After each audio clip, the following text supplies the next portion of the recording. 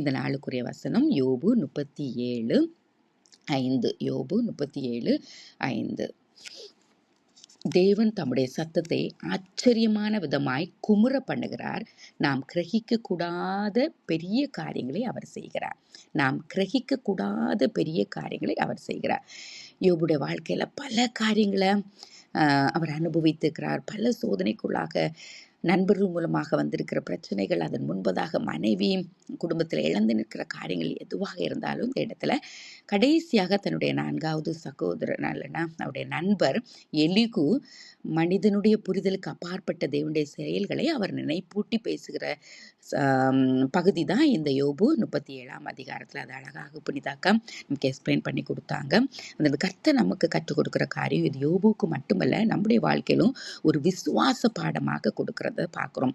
தேவனுடைய சத்தம் எவ்வளோ வல்லமை உள்ளது என்பதை பார்க்குறோம். அவருடைய வார்த்தையினால தான் வெளிச்சம் உண்டாக கடவுன்னு சொல்கிறாரு. வெளிச்சம் உண்டாகிறது இந்த வார்த்தை வல்லமையுள்ள வார்த்தையாக புறப்படுகிறதுனால சங்கீதத்தில் நம்ம பார்க்குறோம். அது எவ்வளவு வல்லமையுள்ள வார்த்தையினால வனாந்திரத்தை கூட அதிர பண்ணுகிறது, பெண்மான்களை இன்னும்படி செய்கிறது. இப்படி பல காரியங்கள் நம்ம பார்க்குறோம். அப்படி வார்த்தை உண்டுனா அந்த வார்த்தை நடக்கும். அவர் சொல்ல ஆகும், அவர் கட்டளையிட்டு நிற்கும்.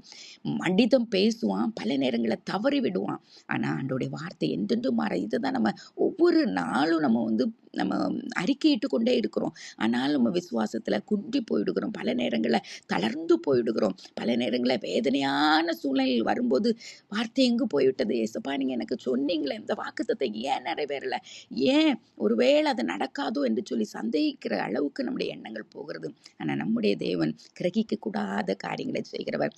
யோசேப்பு என்றாவது நினைத்து பார்த்திருப்பானா, தன்னுடைய சகோதரனால விற்கப்படுறான், அப்படியே அவனுடைய துணிகள் எல்லாம் கிழிச்சு ஒன்றும் இல்லைன்னு அவனை குற்றுயிராக போட்டது மாதிரி போட்டுட்டு தான் போகிறாங்க. ஆனால் அவனுடைய வாழ்க்கையில் கர்த்தருடைய நோக்கம் இருந்தது. வார்த்தை புடமிட்டது. வேலை வந்தபோது அவனை கர்த்தர் எப்படி கனப்படுத்தி உயர்த்தின. அவன் அடிமைத்தனம் இருந்தது, குழியில் போடப்பட்டிருக்கிற அனுபவம், சிறையில் இருக்கப்பட்டிருக்கிற அனுபவம் நினைத்து கூட பார்த்துருக்கான். தேவ வார்த்தை இருந்ததுனால அந்த தேவ வார்த்தை அவனை அரியணையில் உயர்த்தும்படியாக அவனை கொண்டு போனதை பார்க்குறான். நீங்கள் எனக்கு விரோதமாக பொல்லாங்கச்சியை நினைத்தீங்க, அந்த தேவன் எனக்கு நன்மையாக முடிய பண்ணார் என்று சொல்கிறத பார்க்கணும். நம்முடைய வாழ்க்கையில் தீமையை நன்மையாக மாற்றுகிற தேவன் நம் தேவன். நம்ம என்னென்ன காரியங்களுக்கு கூடாக நம்ம கடந்து சென்றாலும் அப்பாவால் ஆகாதது ஒன்றுமில்லை. கிரகிக்க கூடாத பெரிய பெரிய காரியங்களை, எண்ணி முடியாத அதிசயங்களை செய்கிற தகப்பன். அவரால் செய்யக்கூடாத காரியம் ஒன்றுமில்லை. ஆராய்ந்து முடியாத பெரிய காரியங்களை, எண்ணி முடியாத அதிசயங்களை செய்கிற தேவன் செய்கிற எல்லாவற்றையும் நம்ம அறிந்து கொள்ள வேண்டிய அவசியம் இல்லை, அறிந்து கொள்ள முடியாது. என மறைவான காரியங்கள் ஆண்டவரைக்கும். ஆனால் அவருடைய வார்த்தையை பிடித்து விசுவாசத்தோடு நிற்கும்போது நிச்சயமாகவே நமக்கு விடுதலை நிச்சயம், ரட்சிப்பு நிச்சயம், உயர்வு நிச்சயம், மேன்மை நிச்சயம், ஆசீர்வாதம் நிச்சயம். நாம் செய்ய வேண்டியது அவரை நம்பி உறுதியாக பற்றி கொண்டிருக்கும் போது மிகுந்த சமாதானத்தை கர்த்தர் தந்து நம்முடைய கண்டு கர்த்தர் வைத்திருக்கிற நன்மைகளை நாம் அனுபவிக்க, நாம் கண்டு கொள்ள, நம் வாழ்க்கையில் பெற்று வாழ கர்த்தர் கிருபை செய்வார். இவருடைய வாழ்க்கையில் துன்பம் வந்தது, சொத்துக்களை இழந்தான், பிள்ளைகளை இழந்தான், உடல் பாதிக்கப்படுது, நண்பர்களால் குற்றம் சாட்டப்படுகிறான். நம்ம பார்க்குறோம் இத்தனை அதிகாரம் 37 அதிகாரம் வர மாறி மாறி அவங்கள ஒன்று குற்றப்படுத்தி கொண்டே இருக்கிறாங்க. கடைசியில் ஆண்டவர் வந்து பேசுகிறாரு. இறுதியான 42 அதிகாரத்தில் எல்லாவற்றையும் திருப்பி கர்த்தர் கொடுக்கறத நம்ம கேட்குறோம். நம்ம அதை நம்முடைய வாழ்க்கையில் பல விதத்தில் அனுபவித்து கொண்டிருக்கிறோம். ஆகவே இப்போ நம்ம கடந்து போகிற பாதைகளை குறித்து நம்ம சந்தேகப்படாதபடிக்கு ஆண்டோடைய சமூகத்தில் ஒப்பு கொடுப்போம். இந்த நாள் ஆலயத்தில் போய் முற்றிலும் ஒப்பு கொடுக்கும்போது அதேவுடைய ஐஸ்வர்யம், ஞானம், அறிவு எவ்வளவு ஆழமானதை உணர்ந்து நம்ம துதிக்க துதிக்க துதிக்க எல்லா கட்டுகளும் அறுக்கப்பட்டு கர்த்தர் மேன்மையான காரியங்களை செய்வார். எல்லாருடைய வாழ்விலும் பல சிலுவையின் அனுபவங்கள் உண்டு, தோல்வி உண்டு, அவமானம் உண்டு, நிந்தனைகள் உண்டு. ஆனாலும் மீட்பு நிச்சயம், மன்னிப்பு நிச்சயம், வெற்றி நிச்சயம், நித்திய ஜீவன் நிச்சயம். சோர்ந்து போகாதபடி ஆண்டவரை உறுதியாக பற்றி கொள்வோம். கர்த்தர் பெரிய காரியங்களை செய்வார். ஆமென், ஆமென், ஆமென். கிரகிக்க முடியா காரியம் செய்வீர் சர்வஞானியே, உம்மை ஆராதிப்பேன்.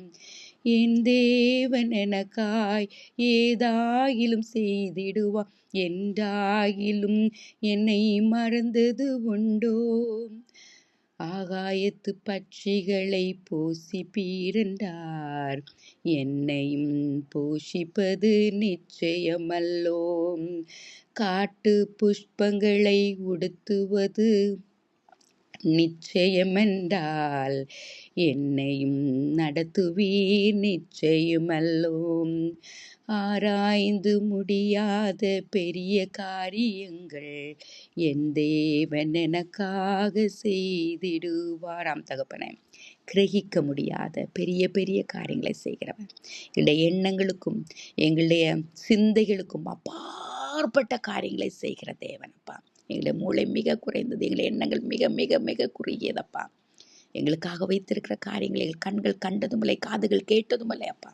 பெரிய காரியங்களை செய்கிறவர், ஆராய்ந்து முடியாத பெரிய காரியங்களை செய்கிறவர், எண்ணி முடியாத அதிசயங்களை செய்கிற எங்கள் தேவன் பெரியவர் பெரியவர் பெரியவர். வானத்தையும் பூமியும் படைத்த தகப்பன். உங்க சமூகத்திலிருந்து எங்களுக்கு ஒத்தாசை வரும், உங்க சமூகத்திலிருந்து எங்களுக்கு விடுதலை வரும், உங்க சமூகத்திலிருந்து எங்களுடைய வாக்குத்தத்தங்கள் நிறைவேறுவதற்கு கர்த்தாவே தாமதமின்றி உடைய சுத்தத்தின்படி செய்து முடிப்பீங்க.